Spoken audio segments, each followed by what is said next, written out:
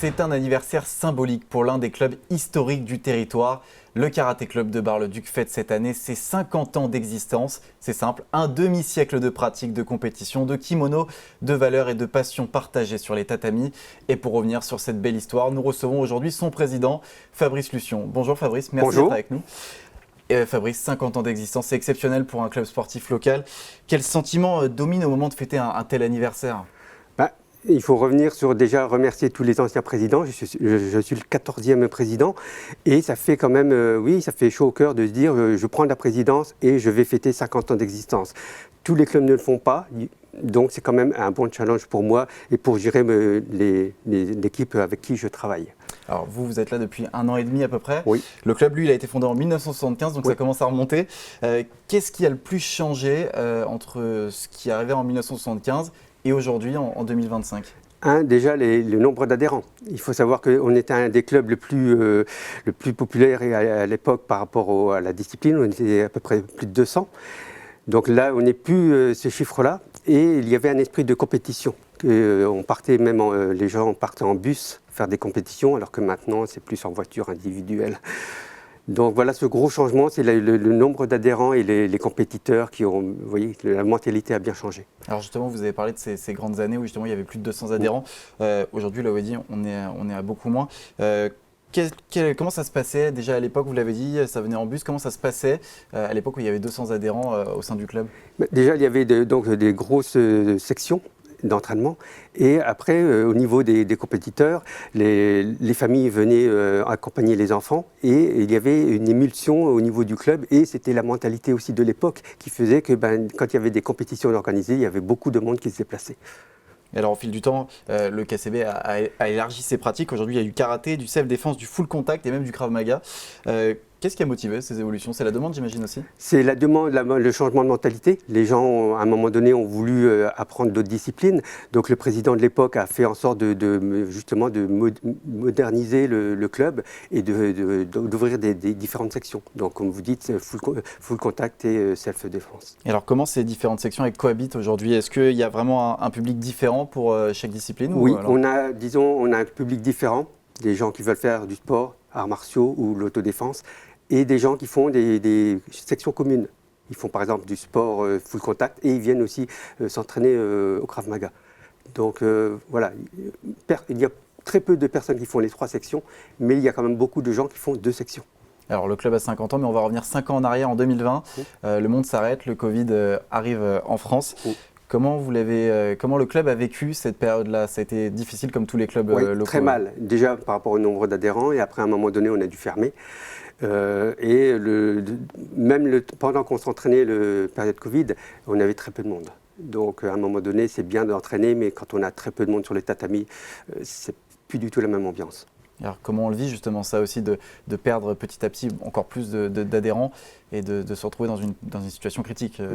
On le savait parce que c'était national, mondial, mais maintenant que le Covid est passé, on essaye de redynamiser, le club, redynamiser les adhérents en essayant de faire un changement et de fidéliser les gens, ce qui est un peu quand même difficile à l'heure actuelle, ça c'est clair. Et comment ça s'est passé l'après-Covid, à peu près en 2022, comment on a fait pour rebondir directement On a repris les entraînements quand on nous l'a autorisé et après on a essayé de communiquer aussi auprès des adhérents et on essaye de communiquer en dehors du club pour qu'on se fasse connaître aussi. Alors vous avez aussi récemment évoqué un changement de mentalité avec des pratiquants plus consommateurs. Comment on fait aussi en 2025 pour fidéliser un adhérent? C'est dur. On n'a pas la recette miracle. On essaye, mais encore une fois, même si on met une bonne ambiance, si on met tous les moyens possibles pour que le pratiquant aime le club, à un moment donné, s'il veut changer, il changera obligatoirement. Et la mentalité à l'heure actuelle, c'est, oui, comme vous dites, c'est du sport consommable. Il reste 1 an, 2 ans, et puis ils vont voir d'autres disciplines. Et alors aujourd'hui, vous êtes autour de 80 adhérents. Oui. L'objectif, j'imagine que c'est d'atteindre la centaine, mais qu'est-ce qui vous rend confiant pour y parvenir? J'ai un bon staff, une bonne équipe avec moi, donc de là, ça donne plus confiance. Et on a quand même des adhérents qui sont là aussi, qui sont un petit peu fidèles et on essaye de faire en sorte de faire connaître le club. C'est surtout ça, c'est de bouche à oreille qui va faire en sorte que les adhérents viennent. Et alors, vous pensez que la compétition attire moins? La compétition a changé, la compétition de karaté a aussi évolué. Et comme je disais, le karaté n'est plus en vogue par rapport aux années 70-80. Donc voilà, il y a un changement purement de mentalité, je dirais, globale, et ce qui fait que les gens préfèrent le MMA, préfèrent le Krav Maga que des styles martiaux. Alors les nouvelles réglementations rendent l'accès au championnat de France plus compliqué en plus pour les jeunes. Concrètement, vous, ça change quoi pour vos poussins et vos minimes? Et là, justement, ça a changé récemment. Le problème, c'est que les jeunes, c'est eux qui sont, je dirais, la suite de la cours de la vie. Donc, si les jeunes n'arrivent pas à accéder au championnat de France, c'est bien dommage. Eux, ils aiment bien justement arriver à un podium. Donc, si on fait des compétitions, mais qui peuvent que s'arrêter à un niveau en dessous de championnat de France, c'est dommage. Donc, c'est en pleine réflexion et je pense que d'ici un an, ça va changer. Et alors justement, qu'est-ce que vous mettez en place pour continuer à garder ces jeunes motivés malgré ce contexte? Déjà, on leur explique que de toute façon, c'est temporaire et qu'il va y avoir un changement. Et donc, bien travailler, monter en compétition pour pouvoir, à la rigueur, l'année prochaine, à l'arrivée, pouvoir aller peut-être faire un podium en championnat de France. Bon, alors récemment, on l'a vu aussi, le gymnase Bras de Fer, il a été complètement rénové. Des nouveaux locaux pour apprendre à travailler, ça change quoi aussi dans votre quotidien? C'est agréable d'arriver dans des locaux tout neufs, ça c'est sûr. Après, il y a toujours comme de tout ce qui est neuf, il y a des coquilles. Je ne suis pas là pour en parler, mais dans tous les cas, c'est agréable d'avoir des locaux vraiment neufs.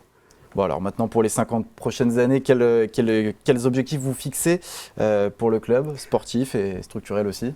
Pour le club, j'espère qu'il continuera encore au moins 50 ans, ça serait bien. Après, moi, je ne serai plus là. Mais le but, c'est justement de faire en sorte que les futures générations continuent ce qu'on a commencé, ce que les 14 présidents ont commencé. Donc voilà, ce qu'il faut, c'est faire une continuité avec les jeunes. Ce qui est difficile quand même. C'est ça qu'on peut vous souhaiter pour la suite? Que le club dure encore quelques années, oui, bien sûr. Et on vous souhaite exactement la même chose pour les 50 prochaines années. Merci d'avoir été avec nous. Merci.